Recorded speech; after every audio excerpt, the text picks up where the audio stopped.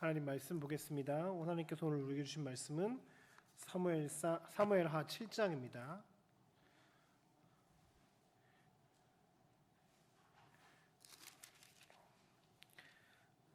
사무엘하 7장 1절에서 11절까지 말씀 보겠습니다.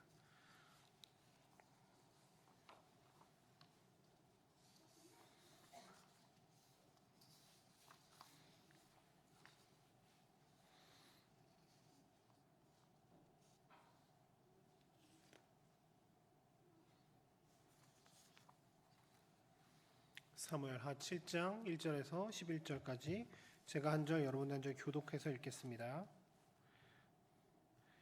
여호와께서 주의 모든 원수를 무찌르사 왕으로 궁에 평안히 살게 하신 때에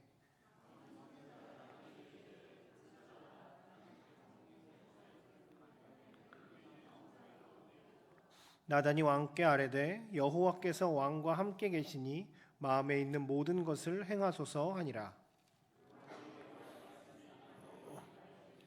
가서 내 종 다윗에게 말하기를 여호와께서 이와 같이 말씀하시되 내가 나를 위하여 내가 살 집을 건축하겠느냐?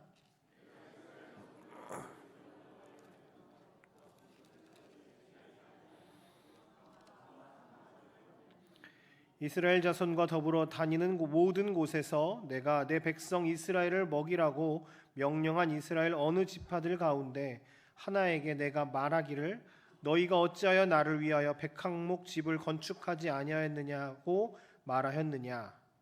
그러므로 이제 내 종 다윗에게 이와 같이 말하라. 만군의 여호와께서 이와 같이 말씀하시기를 내가 너를 목장 곧 양을 따르는 데에서 데려다가 내 백성 이스라엘의 주도권자로 삼고 내가 가는 모든 곳에서 내가 너희와 함께 있어 내 모든 원수를 내 앞에서 멸하였은즉 땅에서 위대한 자들의 이름같이 내 이름을 위대하게 만들어 주리라.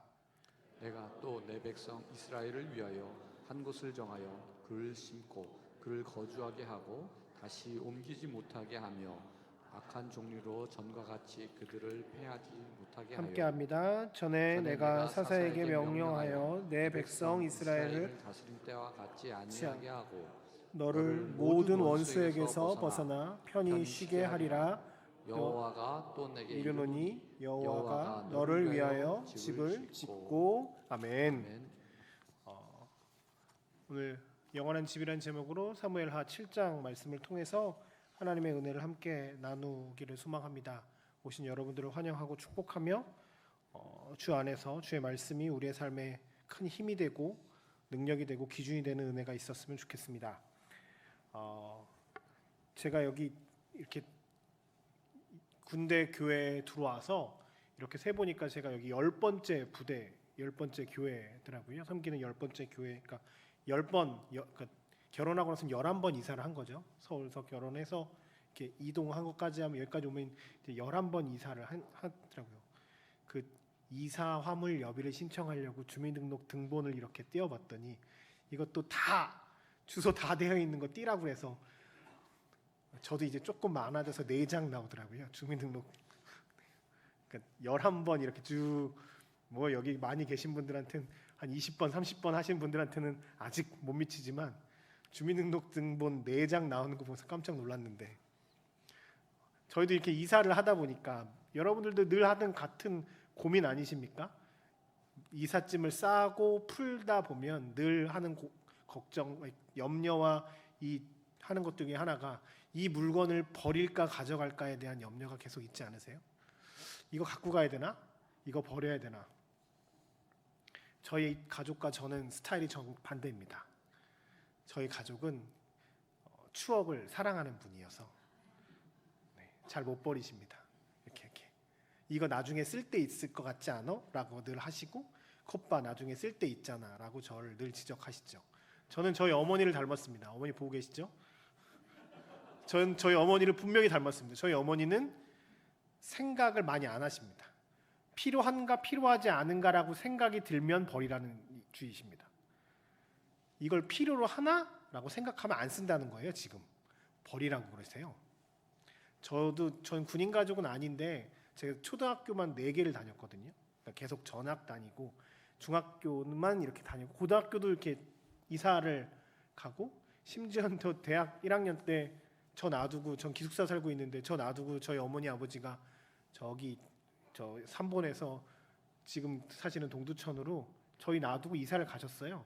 그리고 주말에 올 때 찾아와 그러고 집 주소 하나 주시고 당신들끼리 이사를 가시는 사람들이어서 그 이사하는 건 전 늘 익숙해 있었. 결혼 전에도 그랬고 결혼하고 나서도 이사하는 건 익숙했는데 그래서 저는 어머니를 닮아서 필요한가 버립니다. 혹시 제 방에 들어와 보시면 알겠지만 제 방에 이렇게 책이 쭉 있잖아요. 이삿짐 센터 사람들이 제일 싫어하는 사람들 중에 하나가 저희 아닙니까? 쓸데없이 책 욕심이 많아가지고서 책 이렇게 많이 책장에 이렇게 있는데 저 책이 제가 갖고 있는 책의 4분의 1도 안 됩니다. 제가 이사 갈 때마다 반씩 이렇게 주거나 버리거나 이렇게 막 이렇게 했거든요. 엄청나게 많이 용사들 다 그 경건 서적들이 이제 거의 한 번 보고 읽는 게 다 줘버렸고 이제는 그래서 그 PDF로 사거나 그 조금 그 세절을 해서 이렇게 파일로 모아놓거나 하지 뭐 이렇게 종이로 들고 다니지 않고 딱 저 정도만 들고 다니겠다라고 결심해서 저 정도가 제 이제 맥시멈 사이즈 짐차를 부르지 않고 제 차에 한 번에 다 실을 수 있는 양이 저 정도더라고요. 딱 이렇게 합니다. 집에서 이것 때문에 싸우지. 남자들은 요즘에 이삿짐을 잘 안 싸시죠? 여자들이 원래 다 하는 거잖아요, 그거. 그죠? 네. 여자들이 다 하셨. 네. 이석영 목사님이 그런 얘기를 하셔서 저도 괜히 이렇게 쓸데없는 얘기했다 혼날 것 같습니다. 그 중에 계속 걸리적거리는 것 중에 하나가 요즘엔 저희 아들이 이제 커면서 아들이랑도 막 싸우더라고요. 제가 봤을 땐 분명히 쓰레기인데 저분은 작품 세계라고 이야기를 하면서 이거를 가지고 가야 된다. 나는 버려라. 작품 세계다 버려라 하면서 제가 사진 찍어놓고 버려자. 뭐 이렇게 막 엄마가 중재를 하곤 합니다.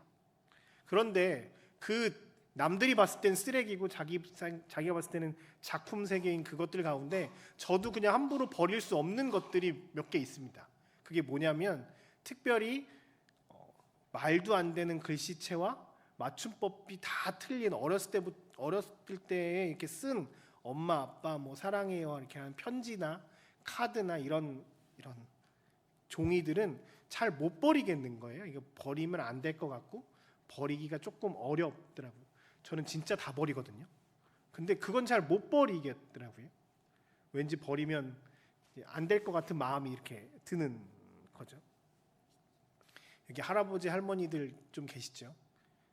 네, 그 손자 손녀에 대한 사랑이 더 내 자식보다 더 그렇지 않으세요?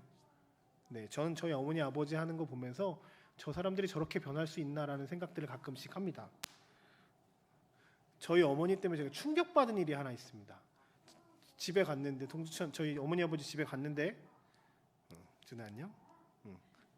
저희 어머니 아버지 댁에 갔는데 제가 말을 안 들었어요. 그래서 제가 막 뭐라고 혼냈거든요. 그랬더니 저한테 막 뭐라 그러시는 거예요. 어머니가 어떻게 뭐 애를 그렇게 혼내냐? 어디 조그만데 맞을 때가 있다고 때릴 때가 있다고 때리려고 그러냐? 저 늘 맞고 컸거든요. 저 늘 맞고 컸는데 초등학교 때 제가 너무 많이 맞아서 전 버라이어티하게 맞았거든요. 총체부터 뭐 수많은 것들로 맞아서 제가 심지어 이런 얘기 하면 안 돼. 네, 학교 가기에 좀 창피해서 긴 바지 입고 갔던 적도 많이 있었는데 물론 제가 잘못했죠. 네, 제가 잘못했다고 인정합니다.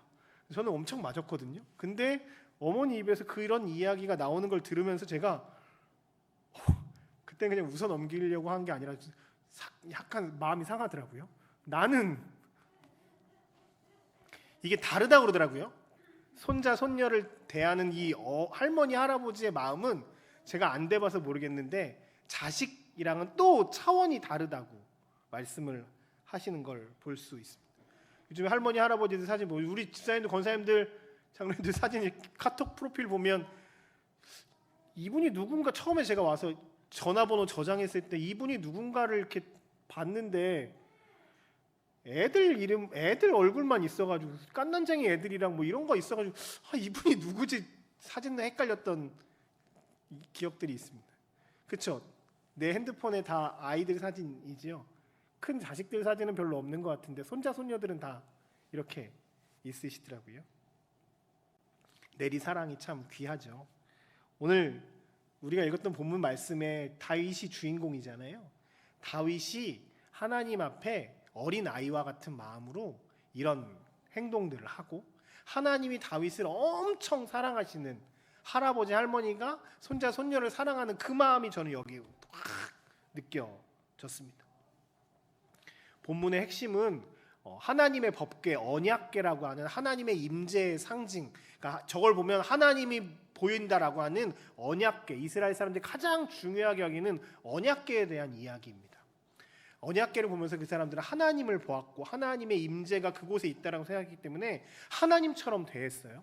그래서 전쟁이 나도 전쟁을 하게 되면 하나님이 우리와 함께 하셔야 한다라고 해서 그 언약궤를 메고 전쟁터에 나갔던 일들이 굉장히 많이 있었습니다. 다윗이 왕이 되기 전에 이스라엘과 블레셋 간에 전쟁이 있었고, 그 전쟁 가운데에서 이스라엘 사람들 승리를 위해서 언약궤를 메고 나갔죠. 사진 한번 보여줄래요? 그 언약궤가 이동한 통로인데요. 저 위에 실로에서부터 저 중간에 보면 그 에벤에셀이라는 곳에 가서 싸웁니다. 거기가 블레셋과의 전투 현장이 벌어지는 곳이었거든요. 그런데 블레셋과 이스라엘 싸워서 블레셋이 엄청나게 승리를 하고 이스라엘이 대패합니다. 그래서 언약궤를 뺏겨요. 그래서 블레셋 저 안쪽으로 아스돗이라고 하는 블레셋 수도 다곤 신당이 있는 곳으로 이동을 하죠. 근데 그곳에서 엄청난 일이 일어나죠. 이 하나님의 법궤가 온 순간부터 그 동네에 전염병이 들고 여러 많은 어려움들이 막 생기고 다곤 신당이 넘어지고 하는 이런 어려움들이 생깁니다. 그러니까 얘네가 가드로 에그론으로 이 언약궤를 이렇게 막 이동시킵니다. 그런데도 그 이동하는 곳마다 어려움이 생기는 거죠. 그래서 에그론에서 베세메스라고 하는 이스라엘 땅으로 얘네를 그냥 소에다가 술에다 싣고 그냥 보내버려요. 하나님의 법궤를 보내버립니다. 이스라엘 사람들에게 있어서 언약궤가 뺏겼다는 건 하나님이 우리와 함께하지 않는다라고 하는 것 같아서 얘네들은 와 망했다 이런 마음이에요. 하나님의 법궤가 없네, 망했네, 하나님이 우리와 함께하지 않네 이런 생각을 갖고 있었는데 자신의 힘과 능력이 아니라 언약궤가 스스로 이스라엘 땅으로 들어왔습니다. 이거는 이스라엘 사람들에게 있어서는 아주 놀라운 일이었습니다. 하나님이 다시 우리에게 오셨다. 얼마나 감사했을까요? 그곳에 있다가 기란 여아림으로 가게 되고 기란 여아림 아비나답의 집에서 20년 동안 이렇게 머물고 있습니다. 그러다 다윗이 이것을 보면서 마음이 계속 안 좋아서 얘를 이렇게 데리고 오려고 하죠. 모셔오려고 하죠. 그러다가 베레스 우사에서 사고가 나고 나서 나곤 타작마당으로 오베데돔의 집으로 이렇게 움직입니다. 그러다가 이게 좀 잠잠해지고 방법들을 달리해서 레위인들을 통해서 이걸 메고 다윗 성 안으로 언약궤를 메고 들어오죠. 그때 가장 유명했던 것 중에 하나가 다윗이 언약궤를 들어왔을 때 엄청나게 춤추고 해서 우리가 다윗처럼 춤을 추는 내용가 그때의 내용 아닙니까? 마누라에게 지적받기도 하죠. 어떻게 채통머리 없이 그렇게 하냐 그러다가 혼나기도 하지만 엄청 하나님 안에서 하나님이 우리 가운데 오신다라고 하는 기쁨이 너무 커서 왕이라고 하는 모든 신분 내려놓고 하나의 신앙인으로서 신자로서 그 하나님이 오심에 대해서 기뻐하는 다윗의 모습을 보고 있죠. 그리고 나서 이제 이 상황이 펼쳐집니다. 다윗이 하나님에 대한 생각을 하는 거죠. 자신은 이제 왕이 되었고 전쟁도 조금 마무리가 되었고 자신이 살 집도 성도 잘 지어져 있습니다. 그런데 성 안에 하나님의 법궤 언약궤는 그저 아직도 텐트에 이렇게 있는 거죠. 이것이 지금 계속 마음에 쓰였던 거죠. 이제 좀 평안해졌으니까 전쟁도 그쳤고 왕권도 좀 안정됐고 내가 살만한 곳이 됐으니까 하나님의 언약궤가 저기 있는 게 눈에 보인 겁니다. 그리고 나단 선지자에게 성전을 지으면 어떻겠냐라고 하는 마음을 내비칩니다. 처음엔 나단 선지자도 좋은 일이니까 그렇게 하십시오라고 하다가 하나님의 음성을 듣고 성전 짓는 것을 멈추라고 말씀하시는 것이 오늘 우리가 읽었던 본문이고, 그럼에도 불구하고 하나님은 다윗에게 복을 내리시는 것이 우리가 다 읽지 않았지만 16절, 17절까지가 내용이 하나님께서 다윗에게 내리신 복의 내용입니다. 오늘 저는 여러분들과 다윗이 어떤 신앙의 사람인지에 대해서 잠깐 나누고 그 다윗에게 주셨던 하나님의 복에 대해서 나누면서 하나님이 어떤 분이신지에 대해서도 함께 나누면서 우리 안에 다윗과 같은 놀라운 은혜가 있기를 소망하는 마음으로 말씀으로 들어가고자 합니다. 다윗의 위대함이 첫 번째는요. 넘겨주실래요? 다음이요. 네, 다윗의 위대함은요. 평안할 때 하나님을 찾았던 사람이 다윗입니다. 본문 1절인데요. 1절, 2절인데요. 넘겨주세요. 네, 같이 한번 읽어볼게요. 시작. 여호와께서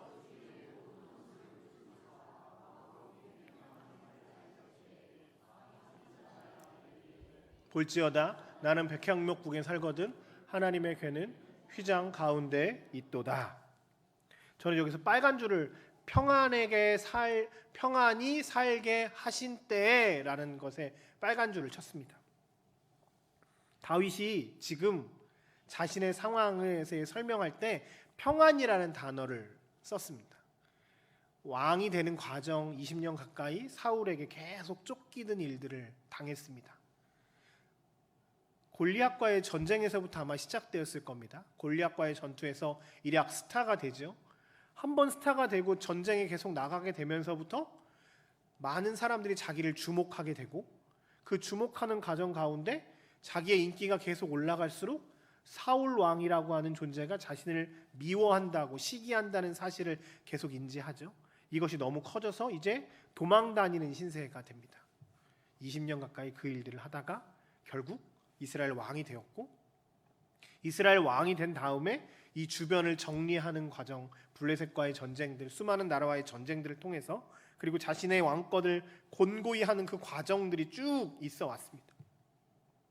그 모든 전쟁과 그 모든 정치적인 상황들 가운데 다윗은 그것을 한 단어로 정리합니다. 하나님께서 자신에게 평안을 주셨다라고 고백합니다.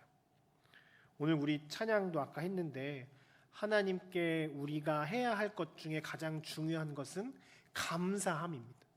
왜냐하면 하나님이 지금까지 우리와 함께 하셨음을 우리가 늘 느끼며 살아야 하기 때문입니다. 하나님이 우리의 삶을 늘 인도하셨습니다. 여러분 그렇게 고백하시지요? 네, 저는 그렇게 고백합니다. 이곳에 이렇게 인도하신 분 하나님이시고 이렇게 함께 예배할 수 있는 것 하나님의 은혜이자 하나님의 인도하심이라고 저는 고백합니다. 할 수 있으면 최선을 다해서 우리가 감사하는 것, 성도로서 우리가 늘 해야 하는 것입니다. 근데 사실 이 정도까지는 성도들 엔간하면 다 합니다. 모든 거 주시면 잘 되면 감사하잖아요. 이건 믿지 않는 사람들도 하는 일들 가운데 하나거든요. 근데 다윗은 여기서 하나 더 나아갑니다. 누가복음 17장에 보면 예수님이 10명의 문둥병자를 치유하시는 장면이 나옵니다.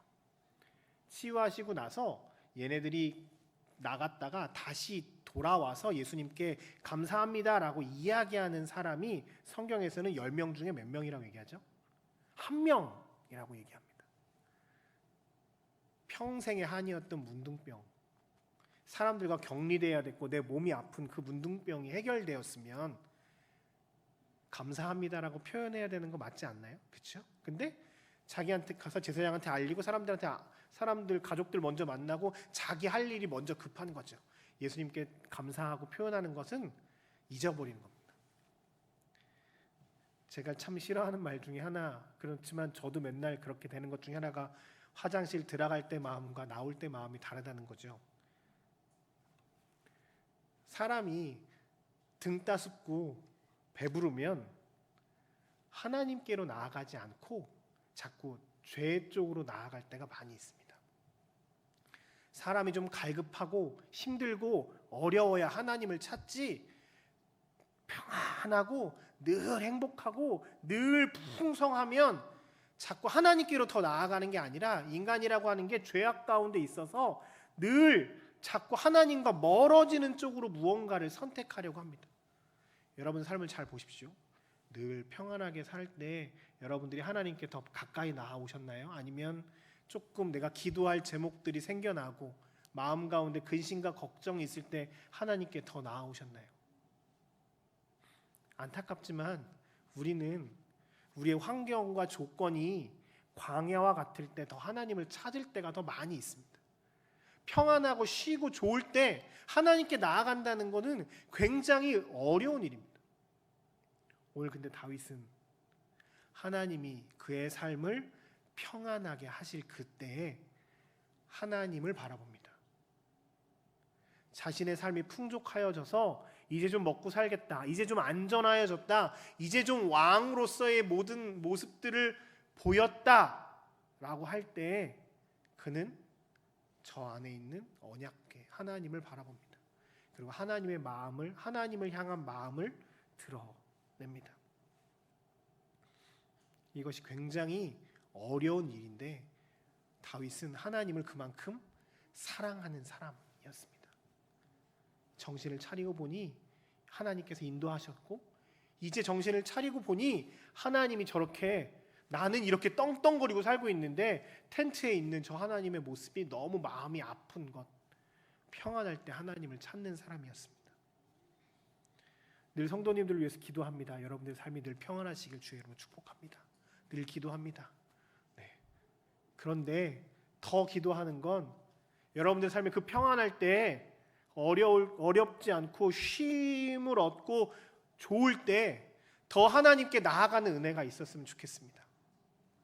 제가 국방대 교회에 와서 가장 먼저 들었던 소리 중에 하나가 이 교회에 와서 좀 쉬려고 한다라는 이야기들을 들었을 때 제가 속으로 그런 생각을 했습니다. 쉬면 죄 짓는데, 인간은 쉬면 죄 짓는데, 그게 몸이 쉬는 거 말고 신앙이 쉬고 내 영적 상태가 쉬기 시작하면 인간은 하나님께로 향하지 않습니다. 자꾸 세상 쪽으로 향하게끔 되어 있습니다. 여러분 어떠신지 모르겠지만 저는 그렇습니다. 아니, 여러분들도 좀 다르지 않을걸요? 물론 마음이 편하고 몸이 편한 것, 하나님께서 우리에게 주신 은혜입니다. 그때 예배의 자리, 말씀의 자리, 경건의 자리, 은혜의 자리로 여러분들 하나님을 찾는 자리로 더 나아오시는 은혜가 있었으면 좋겠습니다. 다윗과 같이 평안할 때 하나님을 찾는 은혜가 있었으면 좋겠습니다. 다윗이 위대함은 이 평안할 때, 괜찮을 때, 이제 조금 먹고 살만할 때, 이제 조금 사람답게 살아질 때, 그때 다시 자기의 본능대로, 자신의 욕구대로 사는 것이 아니라 하나님을 찾았다는 데에 있습니다. 이 은혜가 우리 모두에게 있기를 주의 이름으로 축복합니다. 두 번째, 오늘 다윗의 위대한 점은요, 모든 결정을 하나님께 맡기는 사람이었습니다. 다시 1절 2절 보여주실래요? 다음이요. 빨간 줄만 읽을게요. 시작. 왕이 선지자 나단에게 이르되 볼지어다. 네, 하면서 묻기 시작합니다.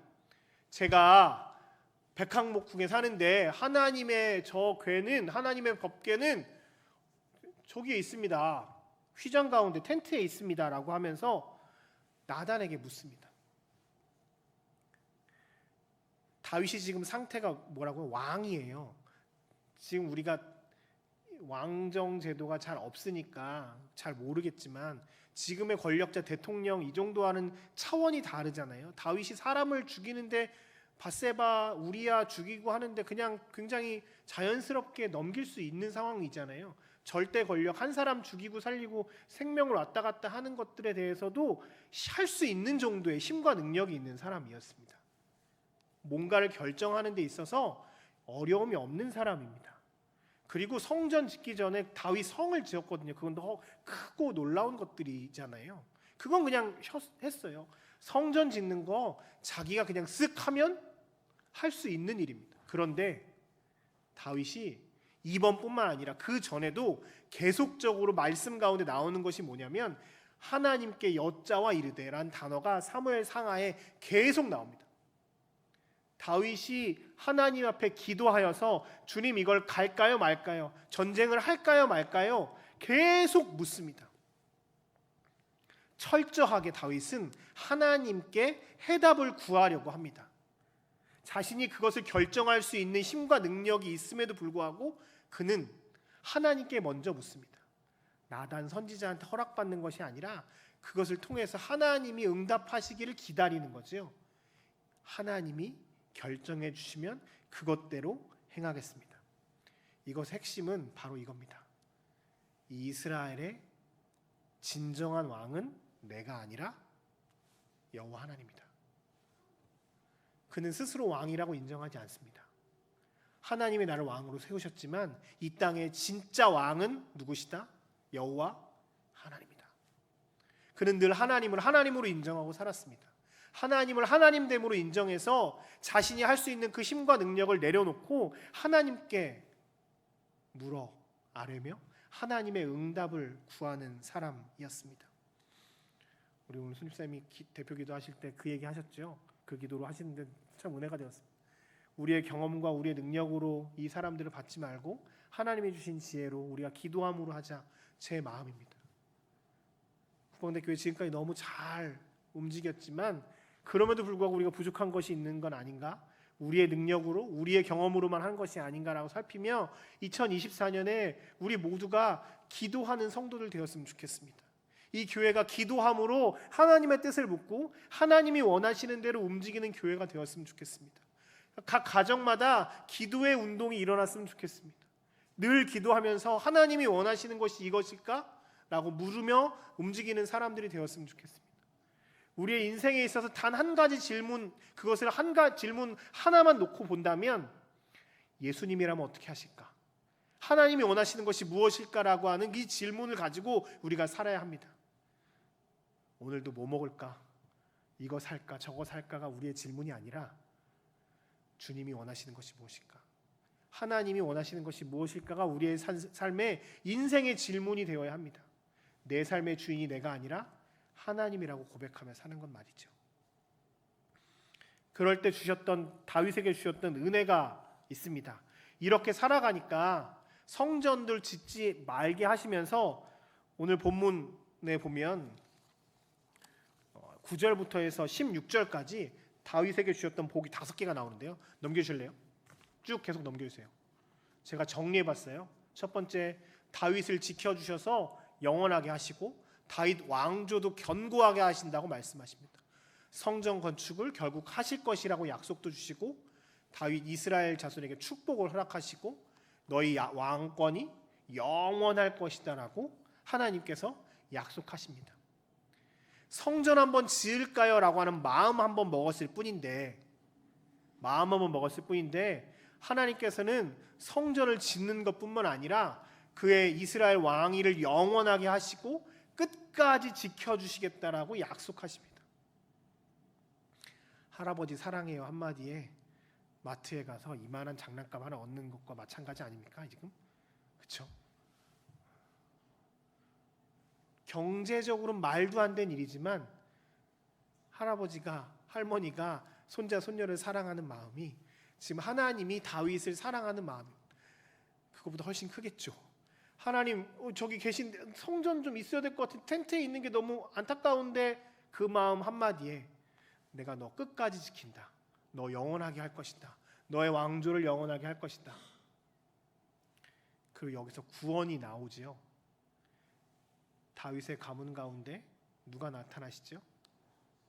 예수께서 다윗의 가문에 이 땅의 왕으로 오셔서 그 영원함을 유지하시고 그 성전, 이 땅에 살고 있는 그 테두리의 어떠한 곳이 아니라 영원한 집을 만드셔서 우리 모두가 그 집 안에 거할 수 있게 해 주십니다.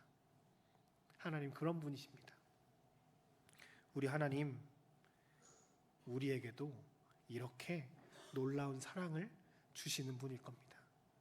우리가 오늘 다윗을 본받아 하나님 나의 하나님 그 하나님을 높이며 하나님을 어떠한 상황에서건 평안할 때나 광야길을 걸을 때나 상관없이 늘 하나님께 우리의 마음을 향하고 하나님이 나의 삶의 주인 되신다라고 고백하며 살아가는 우리 모든 성도들 되었을 때 하나님께서 크고 놀라운 은혜들을 영원한 집을 또 영원한 것들을 우리에게 허락하심을 믿고 의지하며 오늘도 믿음으로 살아가는 우리 모든 성도들 되시길 주님의 이름으로 축복합니다. 우리 함께 같이 기쁜 마음으로 찬양했으면 좋겠는데요.